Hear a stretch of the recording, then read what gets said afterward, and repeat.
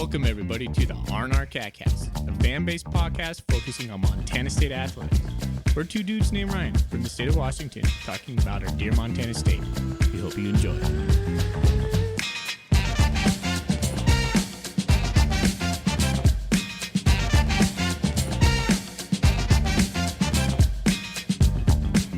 Good evening, good afternoon, and good morning, Bobcat fans. Whenever you're listening to this, I teased this on the football episode this week. Brickball is back for another year. I did not get fired. So welcome back, everybody, to another year of me talking about our basketball team and going into all our stuff basketball. So this is our preseason episode, and we're joined with an awesome guest tonight, Big Sky Conference champ, and now retired basketball player, maybe a volleyball career in his future, who knows. John Olmsted, welcome to the show, man. Thanks for having me, man. Excited to be here. Yeah, awesome. One of the main reasons I kind of wanted you on is, I wanted somebody who is fresh off the team, was kind of my thought. I had this thought, you didn't know it all the way this past spring bringing you on. But I wanted somebody who was off the team and somebody that I thought, just gave a lot of heart and played, just had a great experience last year. And especially you being there for just 1 year. I wanted to know kind of what all of last year and your 1 year in Bobcat land was like. So I'll start off asking you just what made you, transfer portal, things are crazy nowadays. What made you think, maybe I'll take my talent somewhere else? It seems like you were, a big ASU fan, maybe growing up from Arizona. And then what was that kind of process like of ending up in Bozeman? So, yeah, I went to ASU for 4 years. I got a degree from there. And once it kind of came to that springtime, a bunch of the people I came in with were leaving. We're all graduating, people transferring, just whatever it may be, going to play pro.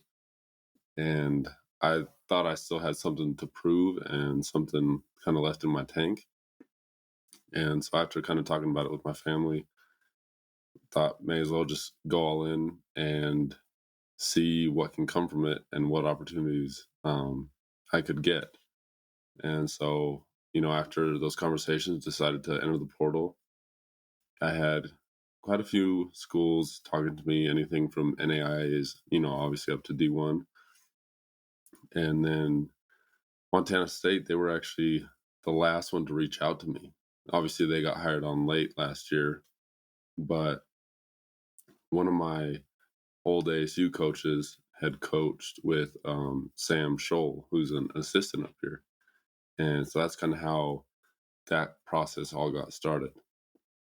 I got a call from my ASU coach. He said, hey, this guy called me about you, and I gave him your number. And so kind of started from there. And yeah, the rest is history. Right on, dude. What was the selling point? It's your last year. You want it to be a good year. What was kind of the selling point that they gave to you of why come to MSU? I know there was the coach link, but what was the kind of drive home of this is why you should come here? Yeah, so obviously I had that coach link. I also had another coaching link with Zack. One of my ASU teammates had played for him at Portland State. So right off the bat, I did my homework, found out that they were good people. And so that's something, good people on and off the court. That's something, I like to have. And then kind of the selling point, I came up here on a visit, and I'm a big outdoors person. So, when I came up here, I saw how pretty it is up here and, all the opportunities both on and off the court with the way that they were wanting me to kind of play and how it fit on the team, along with the stuff off the court, kind of where like my stress relief is, just being outside. It was kind of a no-brainer for me to have basketball and the outdoors all in one spot. And it was kind of the best of both worlds. Yeah, I was gonna say for most of our listeners, if you're not following him on Instagram, he's a pretty darn good follow. Your your pictures of fishing this year have made me jealous. I fish a decent amount, but probably not as much as you. But I was gonna joke about that later if you didn't bring it up for selling point. I'm like, you do quite a bit of fishing, and it seems to be going pretty well for you. Yeah, the last couple weeks have been rough, but overall it's been pretty good. Weather's changing. That's kind of how it goes. I think I wintered my gear a couple weeks ago. Oh no, the big streamers are just barely coming out. All right. So I'll continue on. My first, and we don't know a lot, and I'm going to add into this when we do some of the preseason stuff, is we got a lot of transfers this year, and especially with last year's transfers with you and Eddie and a couple other guys coming in, you just don't know what the roster is going to look like and what the return. One thing that I found pretty interesting was I remember our first game when they did the banner reveal and we were blowing out, I think it was American Indian College or something like that. And you're just dunking ability, man. I want to bring that up to start. You have such a unique way where towards the end of the season, when I started getting in, I'm like, it's a lob to John, it's going in. Like, it was just like wherever it was, if it was within the circle down there, it was going in somewhere. Where did, like, I know you're a tall dude, and I get, to ask where do you learn that? It's like, well, I'm tall, I can dunk. Where did you kind of, practice that or get to like, this is going to be kind of my signature thing? Because it turned into your signature thing a little bit. It definitely did turn into my signature thing. And it's kind of funny because I was like high school, there wasn't many lobs that I caught. And even in my time at ASU, there wasn't that many. But it was just kind of one of those things that in the position that I was in, it was kind of what I had to learn to be good at. And I mean, a lot of the credit goes to my guys back down in Phoenix who I trained with in the summers, Shane Anderson, and at M1 at Mach 1 Sports Performance.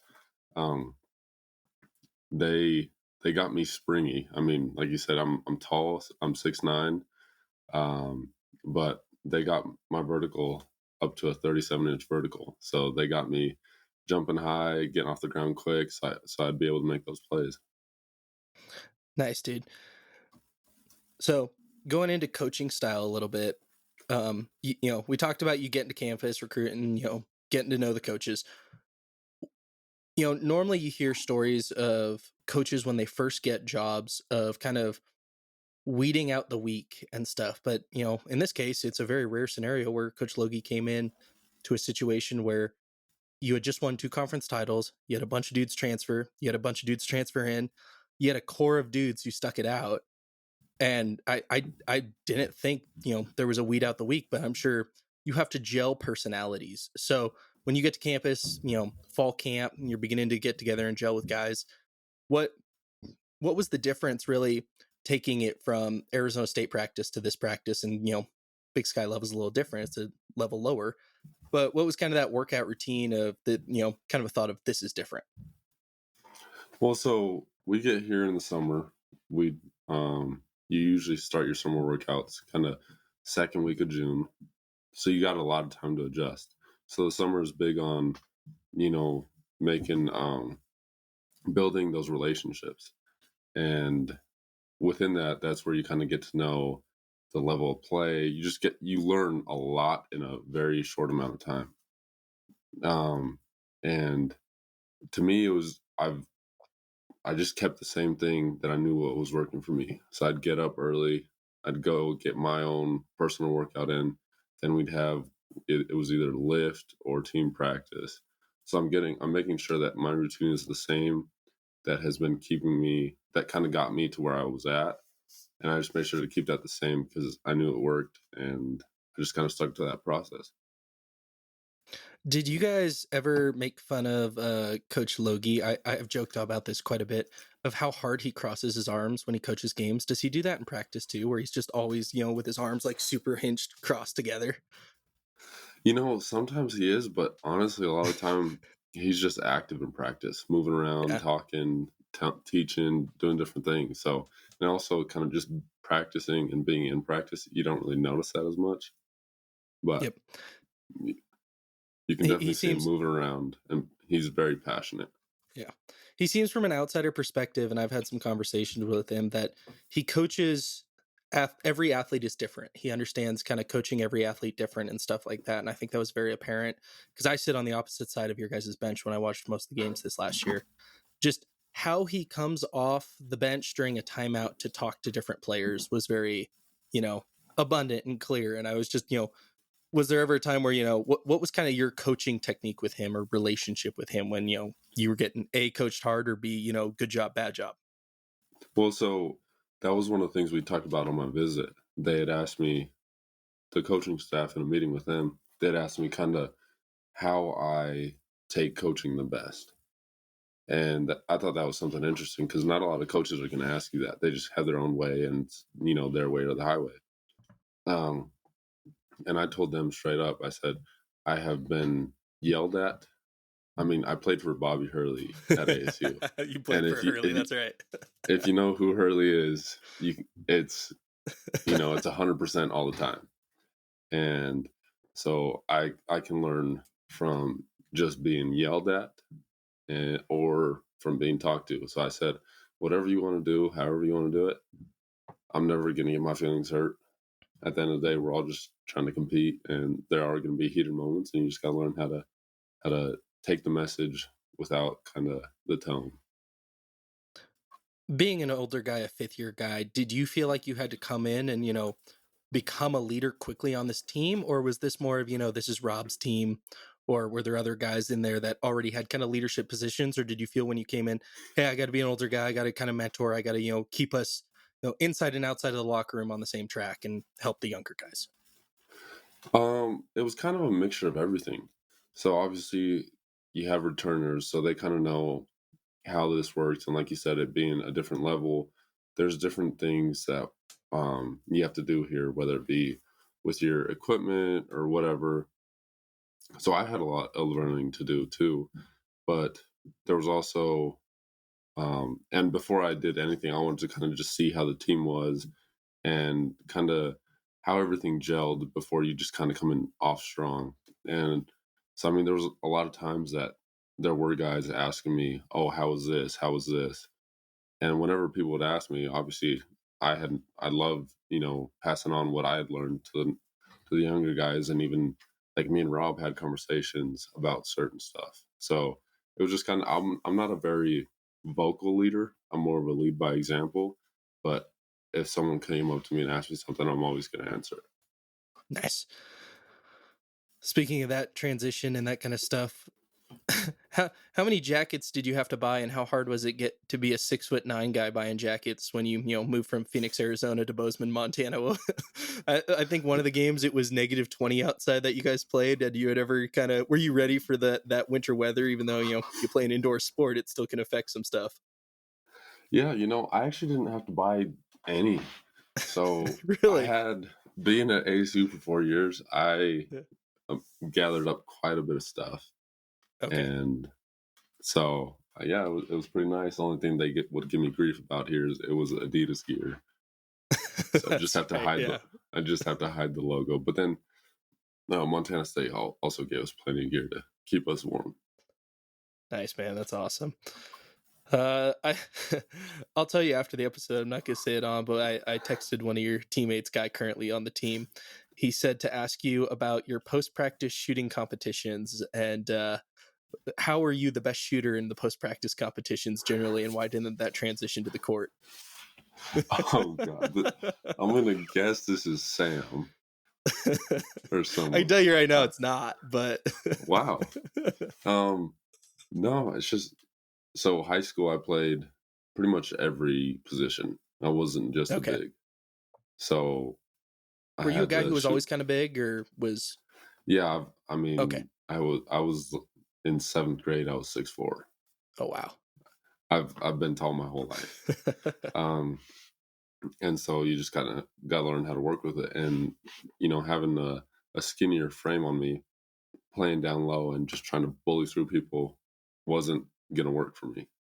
It's not my style of play, and it's just not my strength. So me and my dad worked a lot from a very early age and early on in the sport on just having nice shooting form, making sure I can knock down free throws, and obviously if it evolve it to the 3-point line, especially in today's day and age with the game.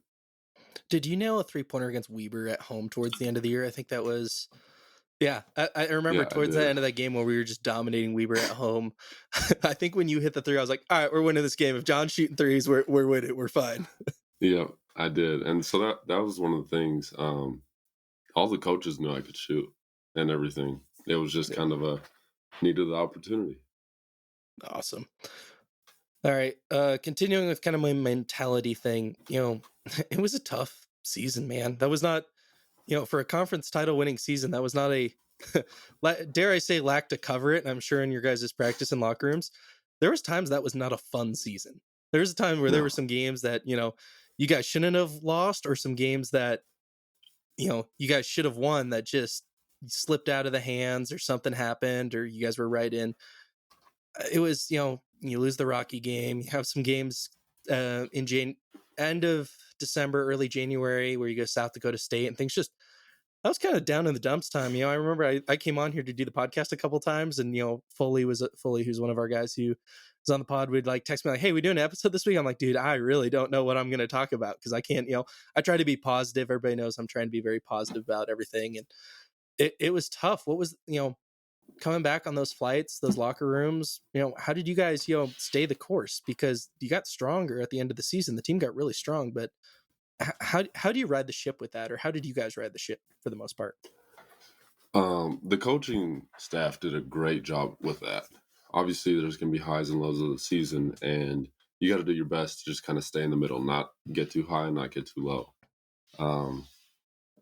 And obviously, so we've been playing, like I said, since early summer together, and we all felt that we had every piece that we needed. There's going to be growing pains within it, whole new staff, whole new team. And so it's going to take a while for everything to kind of mesh and everyone to finally get on the same page. And it's just one of those things that's kind of where I came in. It's like, you never know what's going to happen.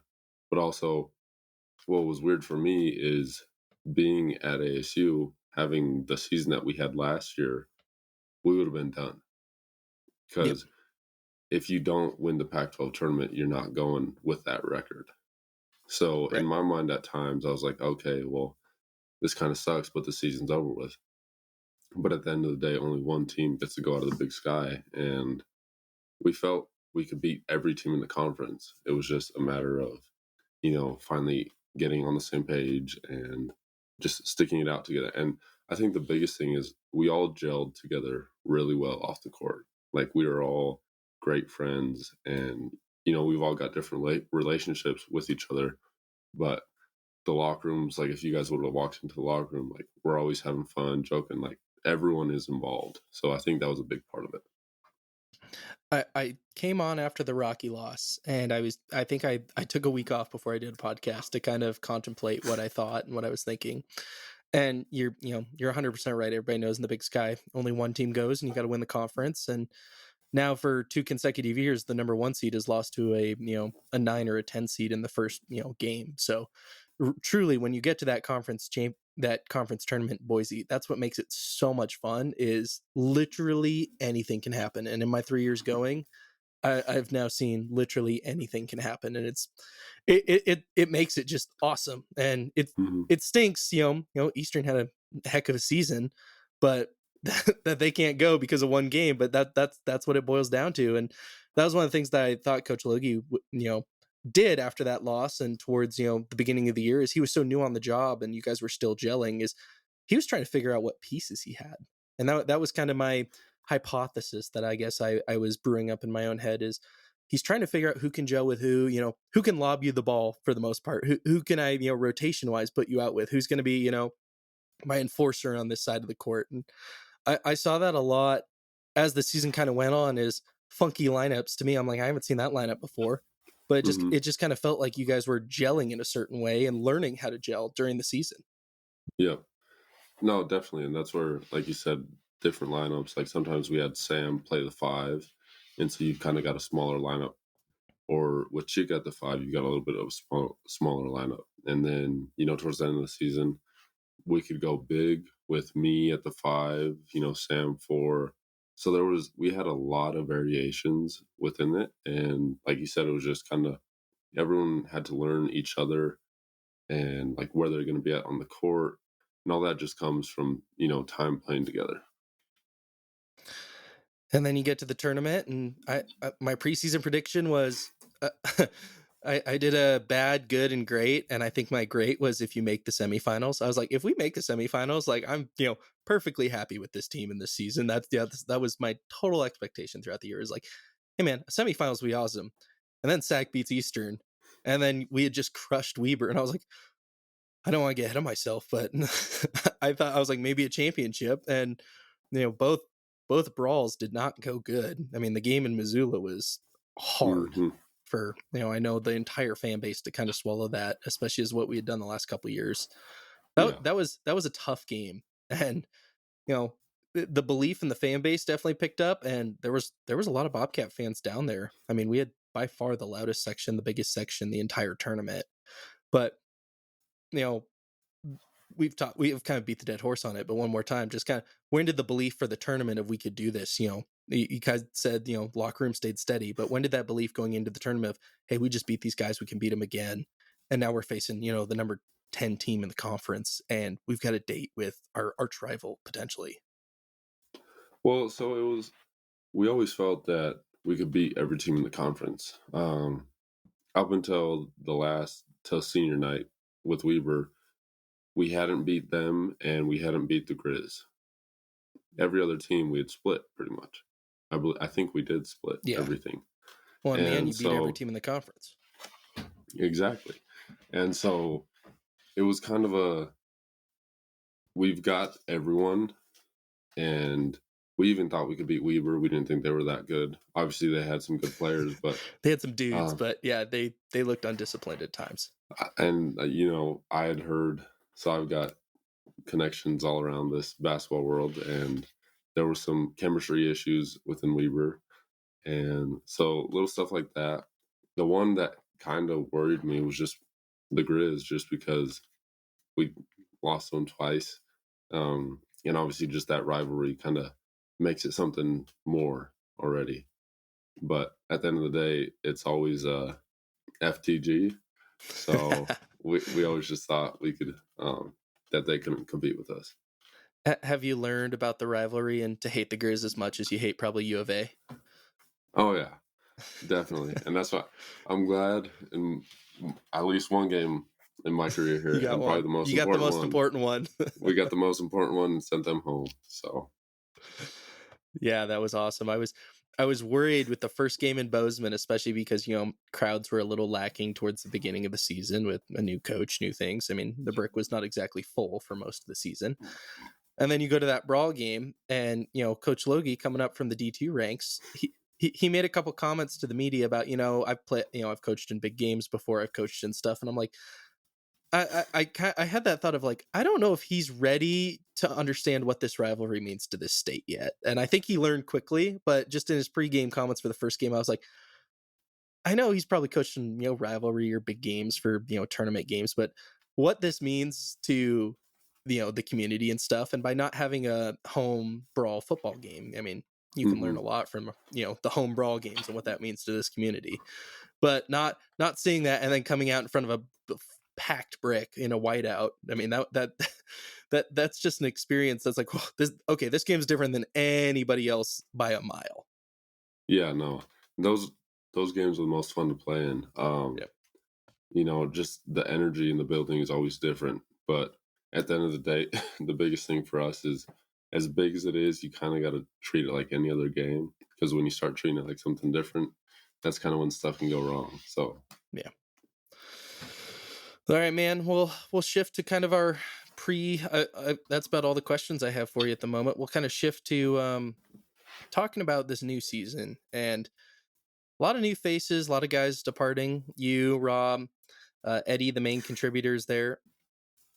Just kind of give me a couple guys that you think on the team now that currently are going to fill those roles that were there when you were there, or kind of you hope pop this year, or you could see popping. So I've actually played against a couple of them. So you've got Jay Mullins, started out at St. Mary's and then went to Washington State. They beat us at ASU like bad when he played, and he was a big part of it. He's got great size at kind of the point guard position, and he can shoot the heck out of the ball. So I think he'll be a kind of a bigger name this season. You've also got Max Agwampolo. Started out. I was going to ask you how to say that. I didn't want to. I didn't want to try to say that on here. Yeah, he started out at USC. Played him when he was there.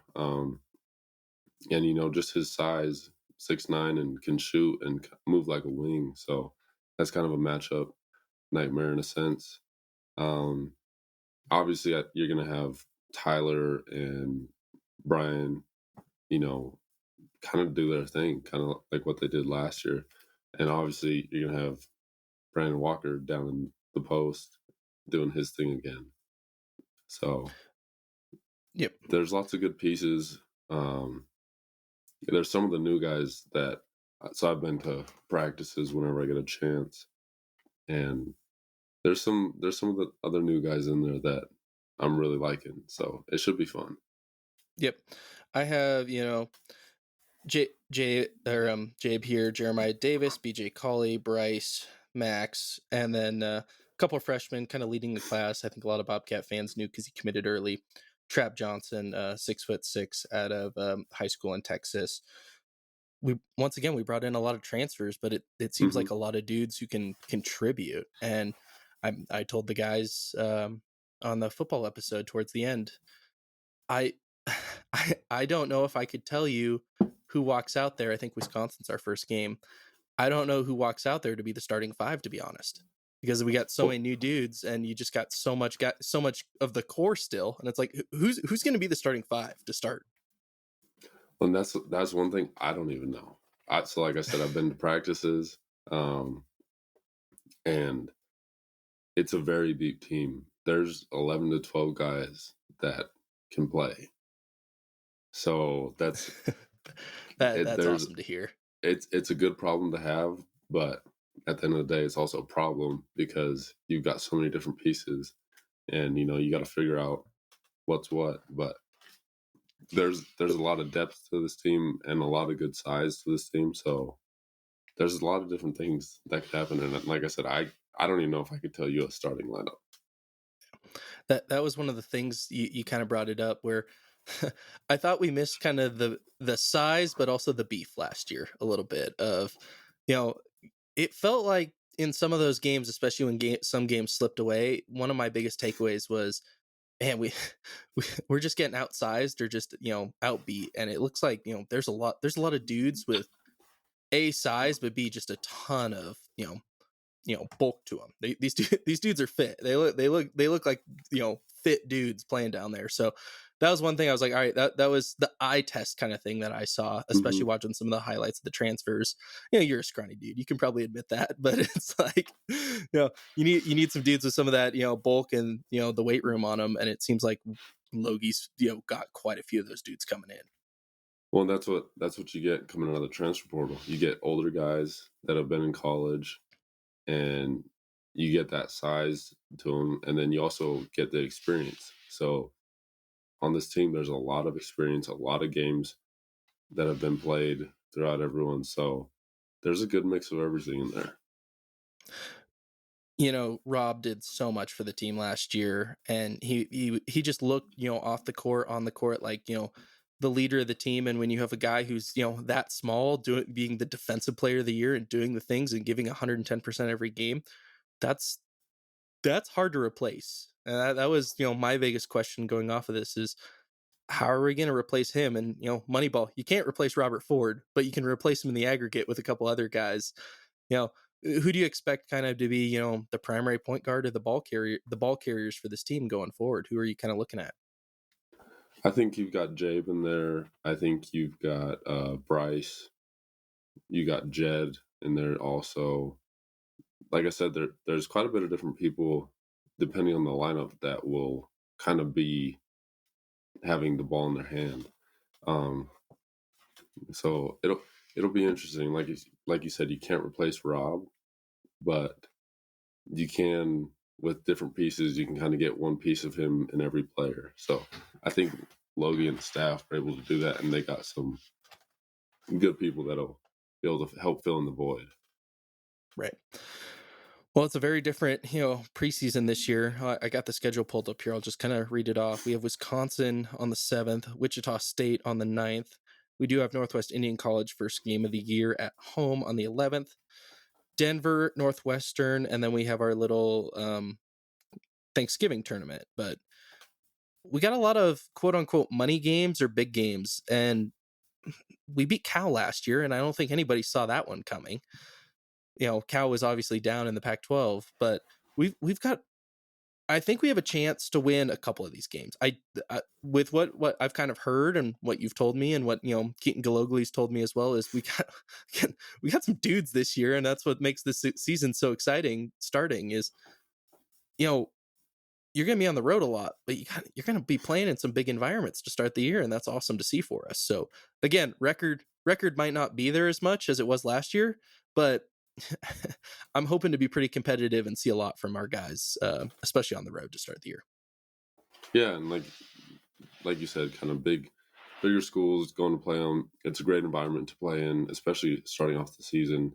You get to learn a lot real quick about who you are, kind of what your team is made about, and then that's also where you get a lot of the belief from of who you can play with, how good you are, and that's kind of where, as a player, even if you lose, it might be a close game or you might be really competitive, and the last 5-10 minutes, whatever, just kind of slips away, but you still take away those first 30-35 minutes and you see how you play against them, and that gives you a ton of confidence in not only you but the team as well. And so these are big games that can help do a lot for a team in the season. Yep. Where, looking at the schedule, where in your career was the probably, I don't know how to put this, the biggest game you ever played, or like most rambunctious crowd? Like, wow, that was a crowd kind of moment. What was that kind of for you?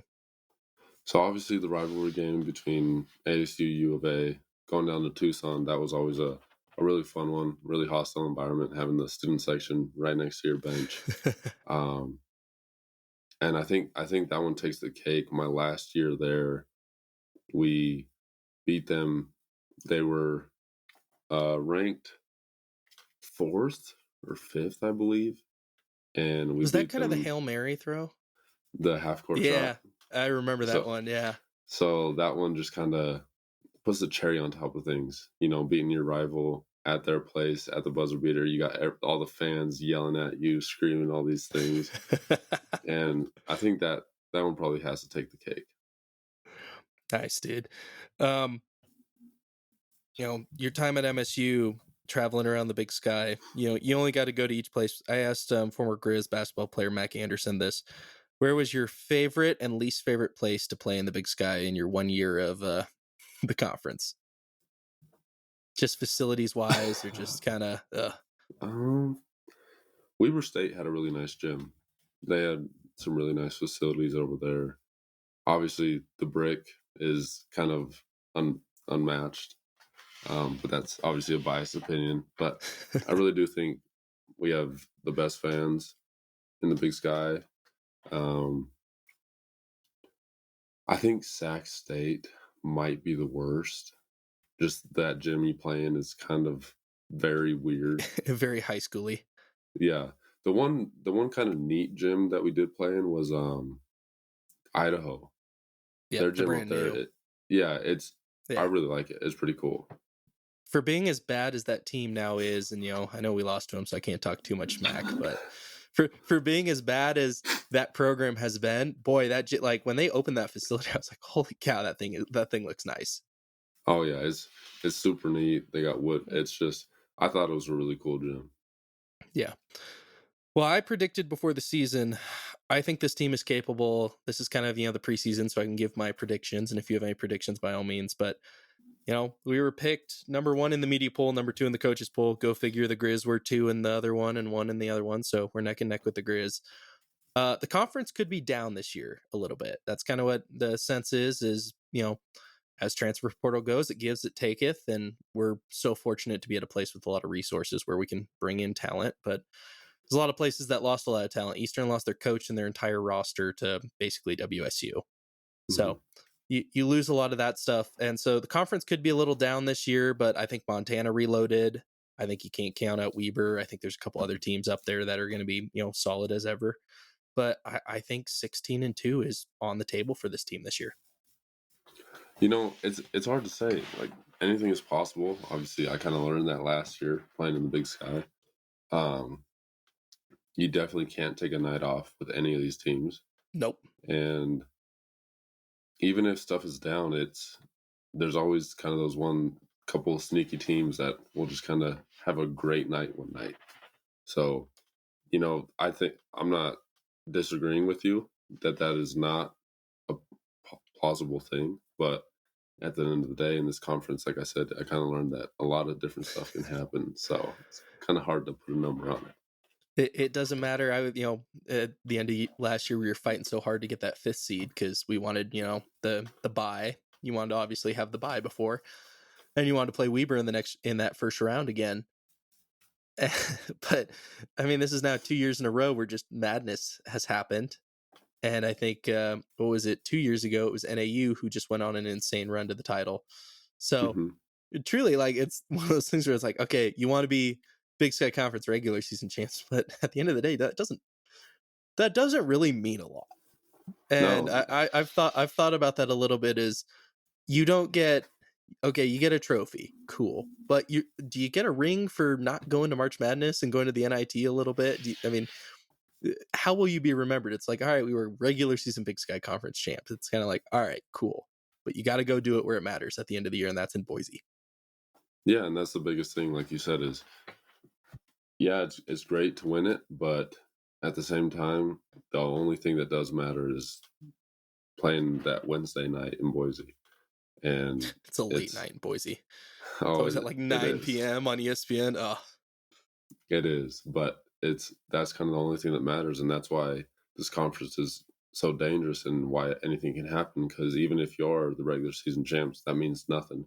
Whereas in other conferences, that can solidify a bid for someone. Here, it's just like, okay, you won it, great, but now you gotta saddle up again and go do it for another 3-4 days. That's what makes following this podcast and the season so fun, is you just never know. Yeah. All right, man. Final parting thoughts for you. Again, we won't truly know this team, I think, till Big Sky Conference play, of what the rotation is, who's kind of going to be the starting and stuff. That's kind of my opinion. That's a little cliche to say, but it's preseason. You're going to learn a lot about these guys. What's kind of your final thoughts going into the year? Besides expectations, what are you hoping for? What do you think we're capable of? I wouldn't put it past it that we're capable of, winning again and going to the tournament again. Like I said before, Logie and the staff really did their job this year and brought in a lot of good pieces. Like I said, some older players. So you bring in a lot of experience at many different levels, from high majors, mid majors. You even have experience from JUCO guys, who some of the JUCO guys that we brought in are some of the best in the country. And that's what kind of is so nice about the program and the culture that Sprinkle helped build. Or, I mean, he pretty much built, and then, Logie's carrying that on, is just kind of competing for championships and playing in the tournament. That is kind of the goal for any person that's ever wanted to play college basketball and, play at the next level. You dream about going and playing in March. Like, I remember growing up as a kid watching every single March Madness game. And that's just, it's something that kind of gives you chills. And I mean, to this day, I still get chills. And even just watching any game, it's just something that it really gets you excited. And by having that opportunity to play in those types of games here, you're able to bring in a lot of good, high quality guys that may be looked over or are just kind of betting on themselves and coming to prove themselves here. So you bring in a lot of pieces, and you've got returners to help with the learning process. And I think the sky's the limit. I think anything is possible here. And, at the end of the day, we'll see what happens when the ball is tipped. Standard is the standard, man. I'm stoked for the year. It should be a good one. All right, we'll get out of here. We got a little tradition on this show to, give a go Cats to everybody before we, end the show. I'm gonna add a little caveat this year. I'm gonna end the show a little differently. I'm gonna add the Go Cats, but I kind of love the Circle the Wagons thing. So I'm gonna add if you give me a little Circle the Wagons, Go Cats to end us. I'll hand it over to you. Circle the wagons, go Cats. Go Cats.